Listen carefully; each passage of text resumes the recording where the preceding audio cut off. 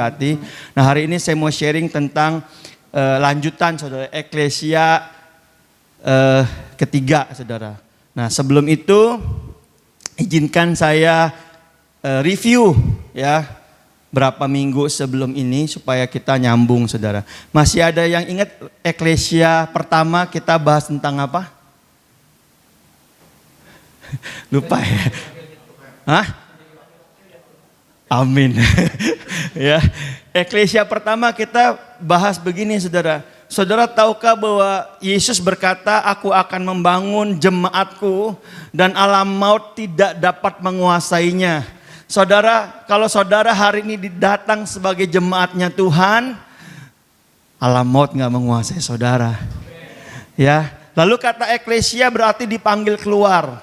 Oh ya, tadinya kita adalah manusia berdosa, manusia yang hidup dalam kegelapan. Tadinya kita manusia yang tidak punya pengharapan. Waktu saudara terima Yesus, saudara dipanggil keluar dari kegelapan ke dalam hidup yang kekal. Dipanggil dari kerajaan maut kepada kerajaan surga. Saudara adalah anak-anak Allah dan kepada saudara diberi kunci katanya. Apa yang saudara ikat di bumi terikat di surga. Apa yang saudara lepaskan di bumi dilepaskan di surga. Dahsyat saudara. Betapa dahsyatnya kita dan kita selama ini gak sadar. Kita gak sadar, kita pikir ya saya mah biasa aja pak. Yang hebat mah si A, si B, si C. Ya pendeta A, pendeta B, hamba Tuhan A, hamba. Padahal saudara diberi kuasa, otoritas yang sama oleh Tuhan Yesus. Amin. Nah, ya bahkan saudara kata diberikan kepada saudara diberikan hikmat. Saudara untuk menyatakan kepada pemerintah-pemerintah, penguasa-penguasa. Ya, dahsyat saudara. Ternyata kita bukan biasa-biasa. Kita luar biasa di dalam Tuhan. Amin. Nah, kira-kira gitu. Eklesia kedua, ya, kita sharing tentang tulang-tulang kering. Bahwa waktu manusia jatuh dalam dosa, semua manusia mati dan kehilangan kemuliaan Allah. Lalu Allah mau panggil kita saudara. Untuk menjadi orang yang bernubuat, berdoa buat tulang-tulang kering. Supaya tulang kering itu bangkit. Ya, menjadi tentara-tentara Allah yang dahsyat saudara. Tahukah saudara perkataan saudara punya kuasa? Tahukah saudara kalau saudara datang sama Tuhan ayatnya bilang gini, aku mengutus kamu sama seperti Bapa mengutus aku mengutus kamu. Aku mengurapi kamu lalu diberi Roh Kudus dalam hidup saudara. Tahukah saudara Jesus inside ada Roh Kudus dalam hidup saudara? Bahkan ayat itu bilang ini, kalau kamu berdoa, kalau kamu berkata bahwa Tuhan ampunilah dosa orang itu diampuni saudara. Ih dahsyat banget saudara. Tapi seringkali kita ngerasa kita mah cuma ya objek. Yang penting hari Minggu datang, yang penting kita ngumpul. Nah makanya saudara ada eklesia yang ketiga saudara. Di eklesia ketiga ini apa yang buat gereja jadi biasa-biasa? Apa yang buat jemaat Tuhan jadi tidak luar biasa? Apa yang buat kita rasanya udah bertahun-tahun jadi orang Kristen, tapi kita nggak ngalamin perubahan dan kuasa Tuhan. Nah, karena kita punya ini saudara, roh agamawi. Ya, nah Roh Kudus tidak bisa bergerak bebas dalam hidup kita ketika ada roh agamawi yang menguasai kita. Nah, untuk mengerti ini saudara, izinkan saya sharing tentang nabi yang luar biasa, ya, nabi yang dahsyat, namanya Elia saudara. Tahukah saudara sebelum Elia dipakai Tuhan dahsyat, dia harus menang dari roh agamawi ini. Nah, kita mau lihat dulu satu ayat Matius 13 ayat 52. Kita mau baca sama-sama Matius 13 ayat 52. 1, 2, 3. Maka berkatalah Yesus kepada mereka, karena itu setiap ahli Taurat yang menerima pelajaran dari hal kerajaan sorga, seumpama tuan rumah yang mengeluarkan harta yang baru dan yang lama dari perbendaharaannya. Ya, dalam terjemahan yang lain dia bilang ini, kalau seorang punya rumah nih, rumahnya udah penuh, Waktu dia mau dapat harta yang baru, masukin perbendaharaan yang baru, yang lama mesti dikeluarin. Kalau nggak rumahnya penuh, kalau nggak rumahnya jadi gudang, kalau nggak rumahnya akan banyak barang yang nggak berguna. Makanya yang lama mesti dikeluarin, kalau nggak yang baru nggak bisa masuk.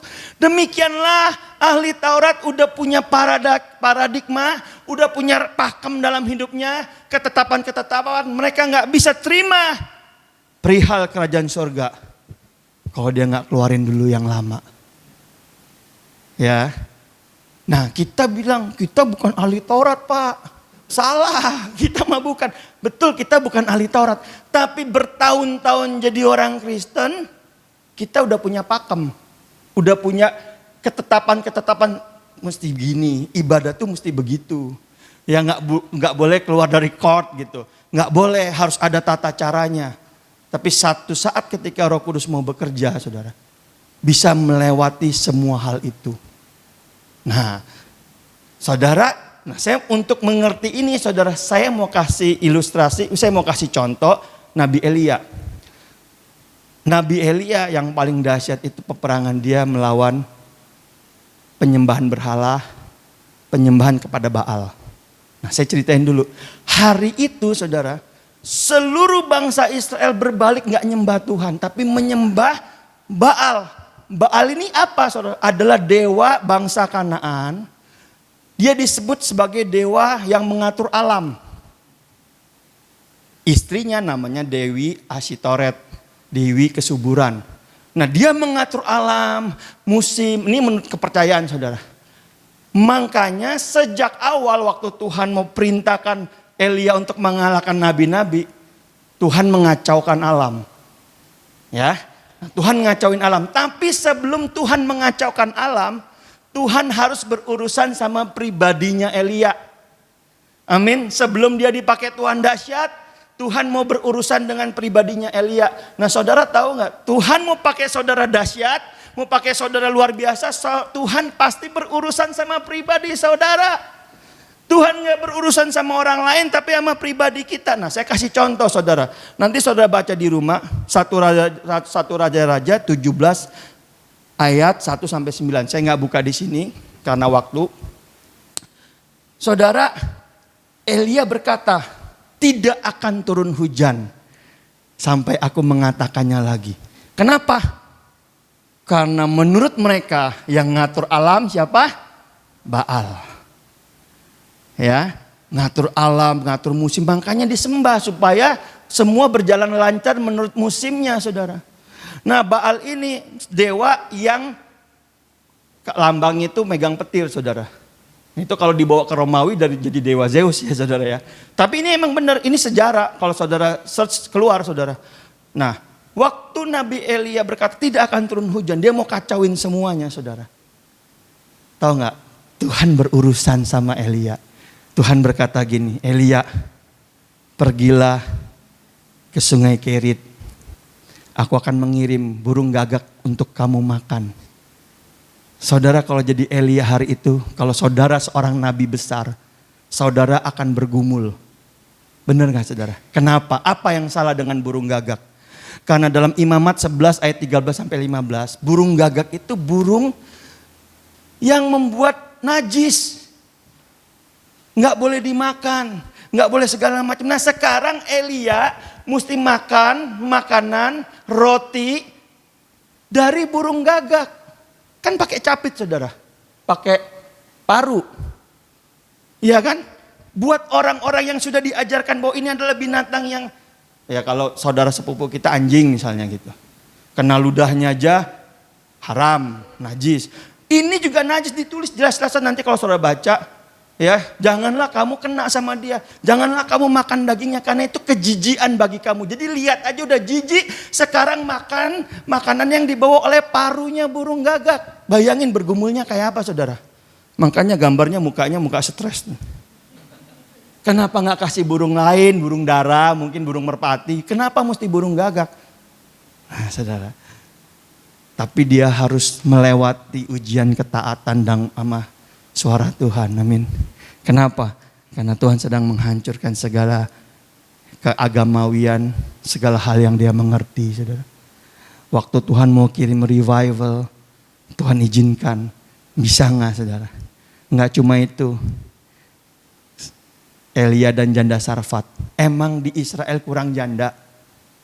Kenapa harus dikirimnya ke Sarfat? Dari Sidon. Saudara tahu, buat nabi-nabi saudara. Buat hamba Tuhan hari itu. Mereka jangankan tinggal di rumah orang kafir. Ngobrol aja nggak boleh, dekat aja nggak boleh karena hukumnya jelas. Janganlah kamu ya kawin mengawinkan, bergaul karena mereka akan bawa kamu kepada dosa. Tapi hari itu Tuhan buat hal yang lain. Saya sih merenung saudara. Kalau jadi Elia, naik banding ya. Tuhan, nggak ada janda yang deket-deket aja Tuhan. Yang masih tetangga, yang masih ini. Ini benar loh saudara. Tapi hari itu saya percaya Tuhan sedang mengajarkan sesuatu yang out of the box. Karena Roh Kudus mau pakai dia, pakai Elia dengan cara-cara yang Elia gak pernah pikir saudara. Saudara kalau Tuhan sedang mau pimpin saudara kepada cara-cara yang gak pernah saudara pikir. Saudara harus benar-benar bergantung sama Tuhan dan taat penuh sama Tuhan. Baru saudara kita sama-sama bisa melihat revival. Setelah melewati kehidupan ini 3,5 tahun. Baru Elia face to face sama nabi-nabi Baal. Paham ya maksudnya? Sejak awal kita pikir Elia melawan Nabi Baal itu hanya pas di acara ini saudara. Tapi sebelum-sebelumnya Tuhan sudah mulai proses. Jauh bertahun-tahun sebelumnya supaya kita mencapai kemampuan melawan peperangan yang sesungguhnya saudara. Waktu di peperangan ini saya baru ngerti, setelah saya baca, saya renungin, saya baru ngerti. Kenapa Elia bilang gini, ayo kasih persembahan, kamu duluan. Tapi gak boleh pakai api, biar api menyambar dari langit. Yaitu karena Baal, lambangnya patung yang megang petir saudara. Api nyambar dari langit, petir kan. Lalu mereka tore. Enggak datang tuh api. Giliran Elia buat out of the box dengan cara apa? Siram pakai air. Siram lagi berapa gayung, siram lagi berapa buyung. Terus sampai penuh. Lalu waktu dia berdoa, api menyambar dari langit. Api yang dari mana? Allah, penguasa tunggal, raja atas segala raja. Dia yang berkuasa atas alam. Dia yang bisa nurunin hujan. Dia yang bisa mendatangkan kemarau. Dia yang bisa turunin api dari langit. Hanya dia penguasa tunggal. Hari itu revival terjadi. Tapi saya hitung-hitung 3,5 sampai mungkin 4 tahun. Elia harus diproses sama Tuhan untuk menjadi pribadi yang Tuhan inginkan. Hal-hal yang tadinya buat dia gak mungkin, yang gak boleh, yang gak bisa dilanggar karena dia punya ketentuan-ketentuan yang dia pelajari. Tuhan buat sesuatu yang di luar pemikiran dia saudara. Saudara tahu gak, waktu Tuhan mau bawa kita bertumbuh dari satu titik ke titik lain. Kadang di titik ini kita pikir semua yang kita tahu udah benar saudara. Tapi waktu Tuhan mau angkat kita lebih lagi, Tuhan akan proses hidup kita lebih lagi supaya kita punya sudut pandang yang jauh. Sudut pandang yang lahir dari keintiman kita dengan Tuhan saudara. Nah saudara enggak bisa tanpa keintiman, tanpa menerima hati Tuhan. Makanya Eklesia 2 diajarin tentang apa? Berdoalah kamu, bersyafaatlah, bernubuatlah. Waktu kamu dekat sama Tuhan, kamu dapat hatinya Tuhan. Waktu kamu dapatnya hati Tuhan, waktu kamu mengucapkan kata-kata nubuatan. Kata-kata itu bukan lip service, lahir dari hatinya Tuhan sendiri. Sehingga penuh dengan kuasa saudara. Amin. Nah, ini zaman perjanjian baru. Yesus plus roh agamawi, itu kan tadi perjanjian lama. Perjanjian baru apa saudara? Nih, Yesus ngajarin penyembahan bukan soal tempat. Iya enggak saudara? Saudara tahu buat bangsa Israel tempat itu penting. Ya, kalau saudara baca di saya lupa Yosua atau Hakim-Hakim, Bangsa Israel sebagian di sebelah barat sungai Yordan, sebagian di sebelah sananya, seberangnya. Yang seberang ini mereka punya Silo, tempat mereka menyembah, pusat keagamaan. Yang di sebelah sini kalau mau nyebrang susah, mereka bikin saudara tugu. Waktu mereka bikin perang saudara terjadi. Apa-apaan ini? Kamu mau meninggalkan Tuhan ya? Kenapa? Karena hanya boleh ada satu tempat. Saudara paham gak maksudnya? Udah Silo mereka bikin di Betel, nanti mereka bikin lagi di Gilgal.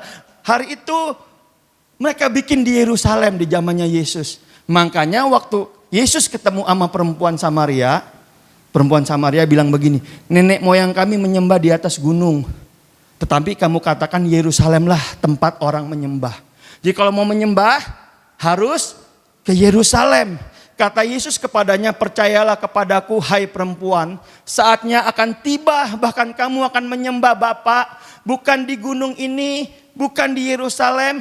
Kamu akan menyembah apa yang tidak kamu kenal. Kamu menyembah apa yang tidak kamu kenal. Kami menyembah apa yang kami kenal. Sebab keselamatan datang dari bangsa Yahudi. Tetapi saatnya akan datang dan sudah tiba. Penyembah-penyembah benar akan menyembah Bapa dalam roh dan kebenaran. Sebab Bapa menghendaki penyembah-penyembah demikian. Allah itu roh, dan barang siapa menyembah dia harus menyembahnya dalam roh dan kebenaran. Bangsa Israel didoktrin bertahun-tahun, kalau nyembah harus ke Yerusalem, harus ke Betel. Ada trademarknya, kalau enggak sah. Tapi hari itu zaman Yesus berkata, akan tiba waktunya. Orang akan menyembah dalam roh dan kebenaran. Artinya dimanapun saudara berada, waktu saudara datang dengan hati sama Tuhan, saudara berdoa, Tuhan ada di situ saudara. Tuhan gak lihat yang lain. Tuhan lihat hati saudara. Amin saudara. Itu saudara kalau didengar sama ahli Taurat dan kepala rumah ibadat, bisa dibilang gak benar. Gak benar. Harus. Saudara ngerti ya maksudnya? Harus. Yesus buat revolusi. Berikutnya saudara. Pekerjaan Allah tidak melihat waktu. Benar enggak? Tapi waktu itu saudara, ini yang terjadi. Ini terjadi berapa kali, tapi saya ambil ayat ini saudara. Kemudian Yesus masuk lagi ke rumah ibadat. Di situ ada seorang yang mati sebelah tangannya. Pian Sui. Kena stroke mungkin. Mereka mengamat-amati Yesus kalau Yesus mau menyembuhkan orang itu pada hari Sabat. Sabat gak boleh kerja, gak boleh ngapa-ngapain pada waktu itu. Kalau melanggar, wah gak benar. Lalu Yesus berkata gini saudara. Kata Yesus kepada mereka. Kata Yesus kepada orang yang mati sebelah tangannya ini. Ayat yang kedua. Mereka mengamat-amati Yesus kalau ia menyembuhkan orang pada hari Sabat. Supaya mereka dapat mempersalahkan dia. Lalu kata Yesus kepada orang-orang yang mati sebelah tangannya itu. Mari berdirilah di tengah. Kemudian kata Yesus kepada mereka. Manakah yang diperbolehkan pada hari Sabat? Berbuat baik atau berbuat jahat? Menyelamatkan nyawa atau membunuh orang? Tetapi mereka diam saja. Karena gak bisa ngomong apa-apa saudara. Karena menurut roh pakem, roh yang menurut ketetapan yang mereka atur, mereka tahu itu gak boleh. Tapi kebaikan itu harus dilakukan kapan saja dan setiap waktu. Karena kebaikan memuliakan Tuhan. Amin saudara. Lalu Yesus berduka cita karena kedegilan mereka dan dengan marah ia memandang sekelilingnya kepada mereka. Lalu ia berkata kepada orang itu, ulurkanlah tanganmu, dan ia mengulurkannya maka sembuhlah tangannya itu. Lalu keluarlah orang-orang Farisi dan segera bersekongkol dengan orang-orang Herodian untuk membunuh Yesus. Kenapa? Cuma karena perkara Yesus buat mujizat di hari Sabat. Nggak boleh. Tapi mereka mau bunuh Yesus. Padahal hukum Taurat bilang janganlah kamu membunuh. Kan aneh saudara. Kenapa? Karena dikuasai oleh roh agamawi. Kita ngerasa kita udah paling benar. di kepala kita udah terkonsep, ini yang paling benar. Ini yang harus. Padahal ada kadangkala waktu kita hidup dalam kehidupan doa sama Tuhan. Tuhan suruh kita lakukan hal-hal yang mungkin di luar nalar kita. Bahkan kita gak pernah tahu kenapa harus begini. Tapi waktu kita berjalan dalam ketaatan, saudara, kita akan melihat Tuhan membawa kita kepada sesuatu yang jauh lebih besar daripada apa yang kita bisa mengerti. Amin. Amin. Nah, ini yang kita bahas kemarin. Saya gabung rahasia misteri Kristus, aman, ya. Nah, sepanjang bahas Eklesia 1, Eklesia 2, Eklesia 3, saya berdoa, sungguh saya berdoa Tuhan sebetulnya lewat pengertian tentang eklesia ini Tuhan mau ajarkan apa di dalam hidup kita. Apa yang bisa kita aplikasikan secara real. Apa yang kita mau mengerti bahwa ini adalah kebenaran gitu. Ya, yang pertama ini saudara. Roma 16 ini tentang Injil keselamatan. Roma 16 ayat 25 sampai 26. Dan Efesus 1 9 sampai 14. Tapi saya nggak bahas yang Efesus 1 kepanjangan. Saya cuma ambil Roma 16 25 sampai 26. Ayatnya berbunyi, bagi Dia yang berkuasa menguatkan kamu. Bagi Dia yang berkuasa menguatkan kamu menurut Injil yang kumasyurkan dan pemberitaan tentang Yesus Kristus sesuai dengan pernyataan rahasia yang didiamkan berabad-abad lamanya. Tetapi yang sekarang telah dinyatakan dan yang menurut perintah Allah yang abadi. Tetapi diberitakan oleh kitab-kitab para nabi kepada segala bangsa untuk membimbing mereka kepada ketaatan iman. Saudara, yang pertama saudara, ini saya pengen jadikan sebuah sebuah pegangan buat kita. Bahwa ini yang Paulus beritakan, yang merupakan rahasia, yaitu Injil keselamatan. Bahwa oleh kasih karunia kamu diselamatkan.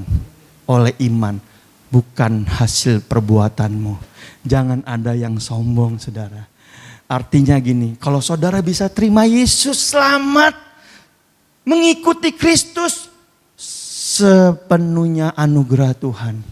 Tuhan mau kita hidup dari dalamnya, hargai itu.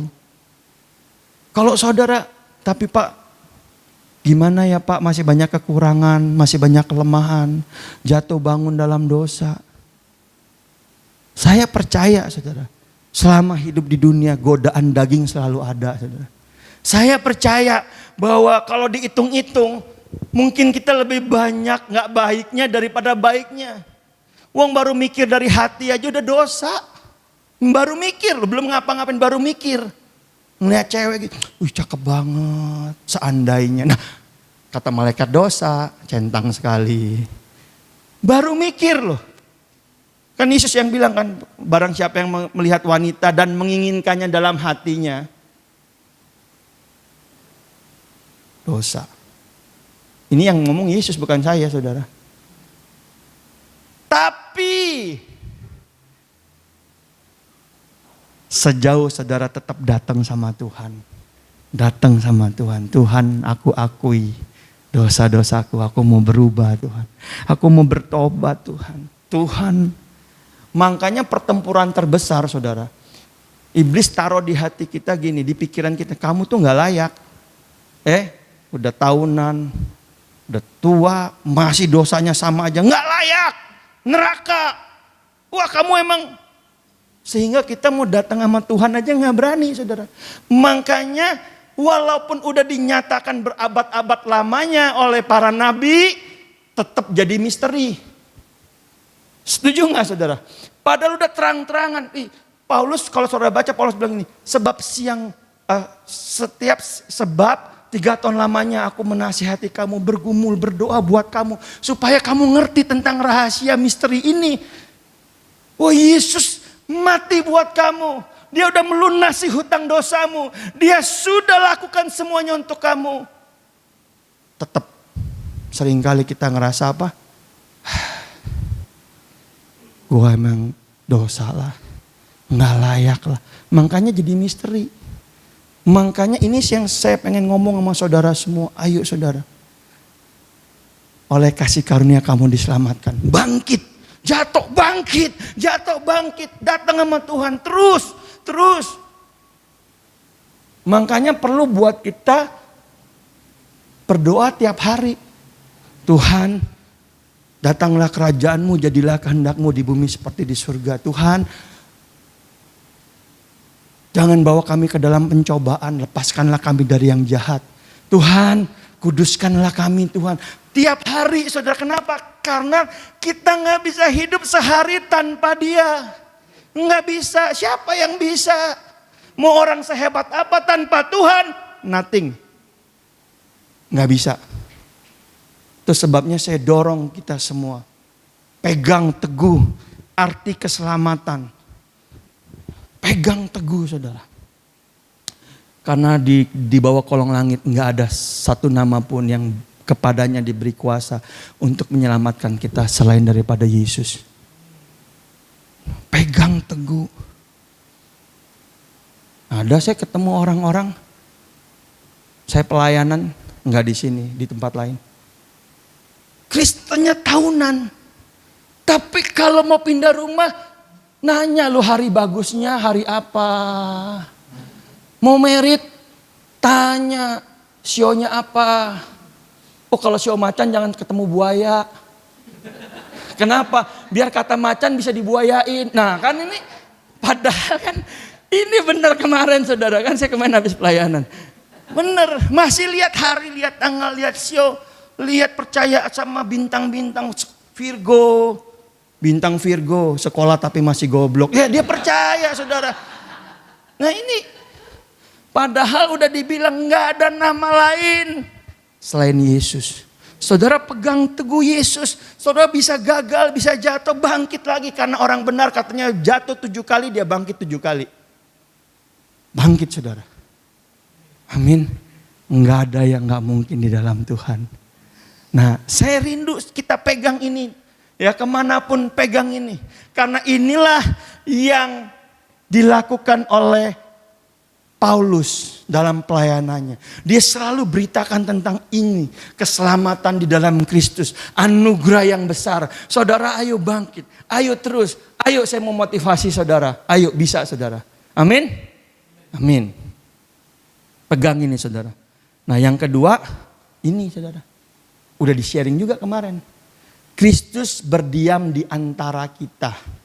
Kristus bukan cuma berdiam di antara kita. Kalau saudara baca versi King James-nya. Berdiam di dalam kita. Ya, kita baca dulu ayatnya. Ayatnya berkata gini. Kepada mereka Allah mau memberitahukan. Betapa kaya dan mulianya rahasia itu di antara bangsa-bangsa lain. Yaitu Kristus ada di tengah-tengah kamu. Kristus adalah pengharapan akan kemuliaan. Dialah yang kami beritakan. Apabila tiap-tiap orang kami nasihati, tiap-tiap orang kami ajari dalam segala hikmat untuk memimpin tiap-tiap orang kepada kesempurnaan dalam Kristus. Itulah yang kuusahakan dan kupergumulkan dengan segala tenaga sesuai dengan kuasanya yang bekerja dengan kuat di dalam aku. Kalau saudara tanya pelayanan Paulus apa sih kok dahsyat banget. Dia cuma mau ngasih tahu betapa kaya, betapa mulia rahasia ini.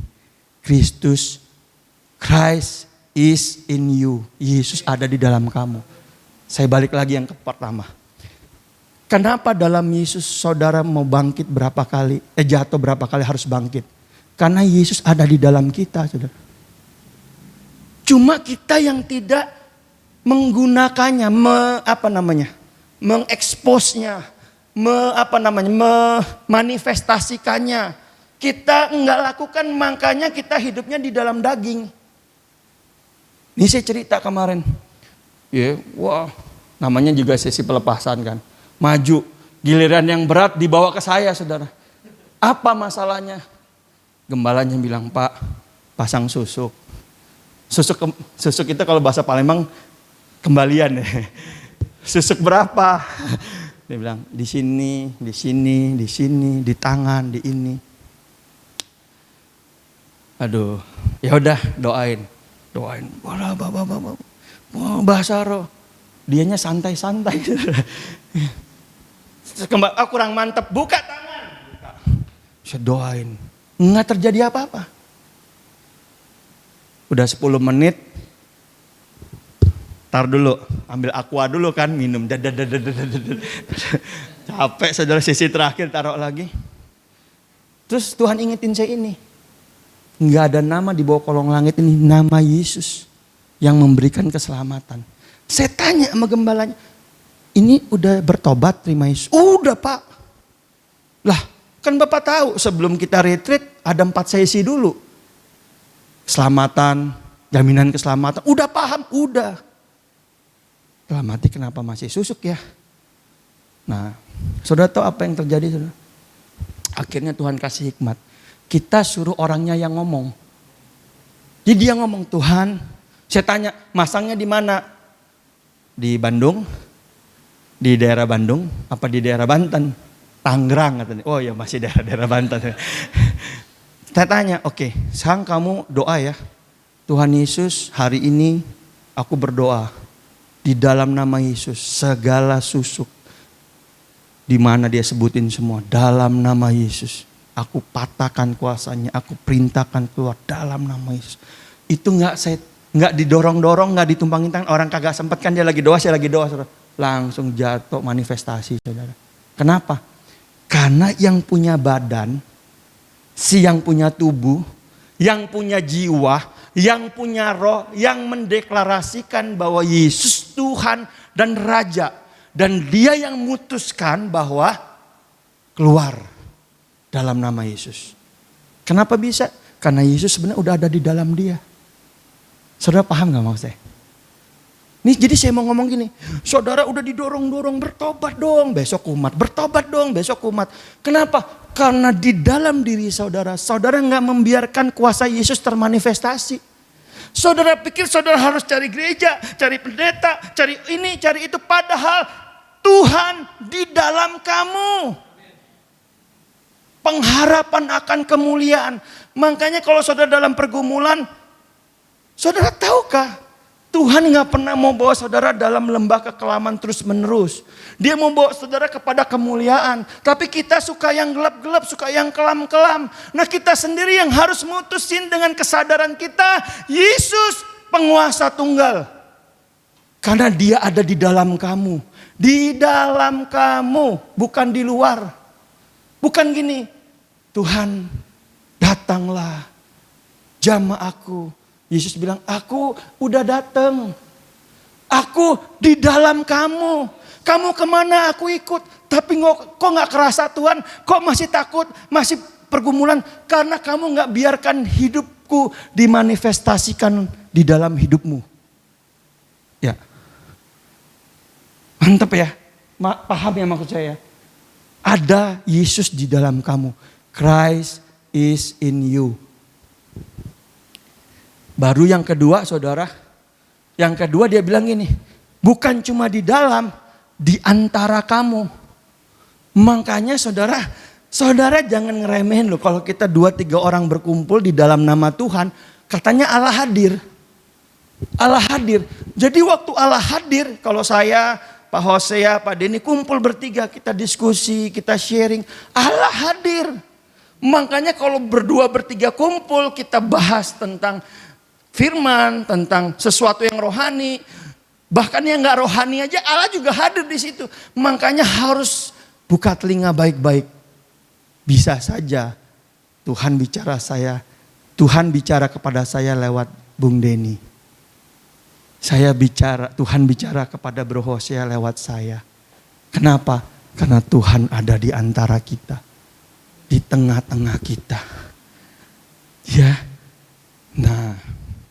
Di sini kita punya paradigma yang salah apa? Oh, mesti ada yang senior yang bisa menolong. Padahal Roh Kudus ada di tengah-tengah kita, amin. Dialah segala hikmat, segala hal-hal yang tersembunyi ada di dalam dia, saudara. dia bisa bicara sama kita. Tapi kita dulu bertahun-tahun, saya juga bertahun-tahun jadi orang Kristen. Kalau dulu kan awal-awalnya ikut pemahaman Alkitab, bukan PA apa pemahaman Alkitab bener. Mesti ada yang lebih senior, belajar lagi, ikut kelas-kelas, ada yang senior. Jadi kalau saya sendiri bertahun-tahun merasa harus ada orang-orang tertentu yang lebih pengalaman, lebih ngerti. Padahal sharing-sharing sederhana sehari-hari bisa dipakai Tuhan untuk bicara buat hidup kita. Selama kita punya hati yang haus. Selama kita punya hati yang lapar. Amin. Amsal bilang gini, hikmat Tuhan, hikmat berseru-seru di jalan-jalan. Sembari jalan aja bisa ada hikmat. Sembari jalan aja orang asal ngomong, waktu kita bersama Tuhan, Tuhan kayak, ini jangan-jangan jawabannya ini.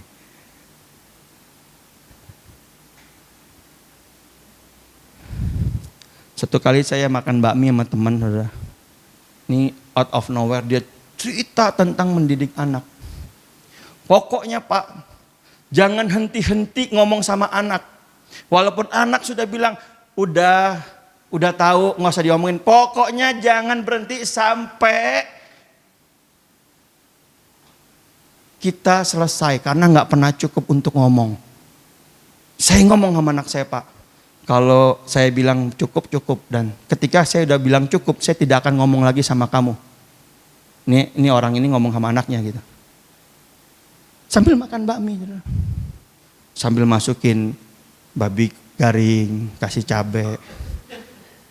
Tapi waktu dia ngomong kayak gitu, saudara, saya itu kan orangnya gini. Saya kalau udah ngomong sekali nggak mau, ya udahlah urusan kamu gitu. Ngerti ya? Ya udah diomongin sekali, nggak mau, ya udah kita ketemu sampai 2 minggu lagi.